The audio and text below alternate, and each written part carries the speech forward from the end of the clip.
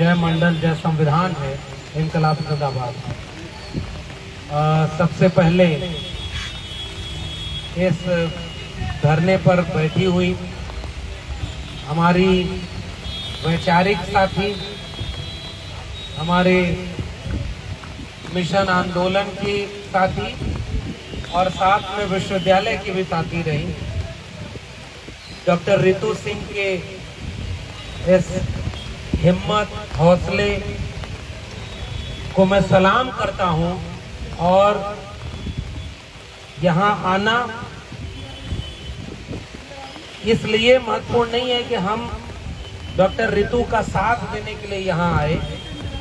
असल में हमें ये महसूस होता है हम जैसे बहुत सारे लोगों के हिस्से की लड़ाई लड़ते हुए डॉक्टर रितु ने ये हिम्मत की है और यहाँ बैठी हैं, इसलिए यहाँ आकर के हमें हिम्मत मिली है कि लड़ाई इस तरह से बिना डरे अपने उसूलों और अपने अधिकार के लिए लड़ी जानी चाहिए। ये लड़ाई जो लड़ी जा रही है ये इसलिए भी हमारे लिए महत्वपूर्ण है क्योंकि मैं खुद इसी विश्वविद्यालय का हिस्सा हूँ। डॉक्टर रितु की नौकरी जब छीनी गई, इन्हें नौकरी से निकाला गया, उसके पहले हम लोग लगातार नौकरी में होते हुए कभी शिक्षा बचाने की लड़ाई हो, कभी 13 पॉइंट रोस्टर की लड़ाई हो, कभी अलग अलग तरह के मुद्दे हैं, हम लोग साथ में लड़ाई लड़ते रहे। बहुत सारे लोग विश्वविद्यालय में हैं लेकिन उसमें से लड़ने वाले बहुत कम, और जो भी विश्वविद्यालय से जुड़ा है वो ये बात जानता है, सब लोग हिम्मत नहीं कर पाते। और उसी बीच में ये दिन आया कि इन्हें नौकरी से निकाल दिया गया। वही पद, वही ओहदा जो डॉक्टर रितु का था वही मेरा।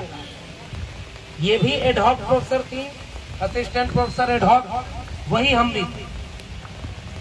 तो उस समय भी हम लोगों ने उस दौलत राम कॉलेज के गेट पर खड़े होकर, कोविड का समय और कोविड के समय बहुत कुछ खुल गया था, रैलियां, लोग नेता लोग रैली कर रहे थे, चुनाव लड़ रहे थे, लेकिन विश्वविद्यालय पर उनका नियम कानून अलग था। लेकिन जब नौकरी से निकाल दिया गया तो वहां लोगों ने आंदोलन किया और उस आंदोलन में हम लोग भी शामिल हुए। उसका भी एक मुकदमा हुआ। उस मुकदमे में चूंकि हम लोग की तरफ से दिल्ली विश्वविद्यालय शिक्षक संघ एक तरफ से खड़ा था इस आंदोलन में, तो उसके साथ वो पूरा मुकदमा चलता रहा। हम कोर्ट गए, वहां पर सुनवाई होती रही।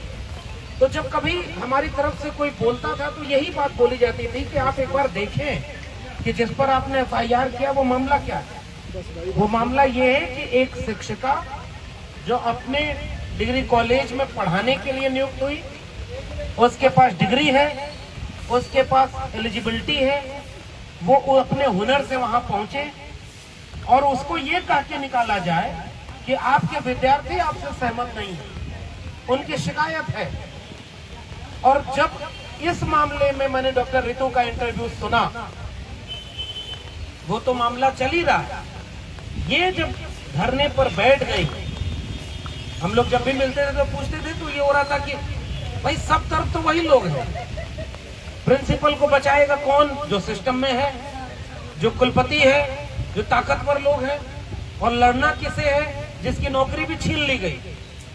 आप कल्पना करिए कि कोई व्यक्ति अपने कई करियर के ऑप्शन को छोड़ करके एक विकल्प चुने कि मुझे प्रोफेसर बनना है, उसके लिए जितनी पढ़ाई की जरूरत है वो पढ़ाई किया, उसके लिए जिस एग्जाम को पास करने की जरूरत है वो एग्जाम पास किया, पूरा आपके इंटरव्यू देकर के आपके कॉलेज में अपॉइंट हुआ, तो उसके हुनर, उसकी काबिलियत का तो टेस्ट आपने कर लिया जिसमें वो कामयाब है।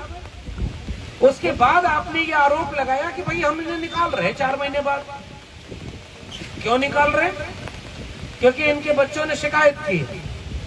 और जब इनका इंटरव्यू और अब जब ये धरने पर बैठ गई तो पूरे देश में लोगों को ये पता चला कि जिन बच्चों के शिकायत पत्र लगाए गए वो बच्चे उस महाविद्यालय के हैं ही नहीं। आप कल्पना करिए कि इतनी बड़ी साजिश, और ये आंकड़ा तो कोर्ट में पेश कर दिया गया।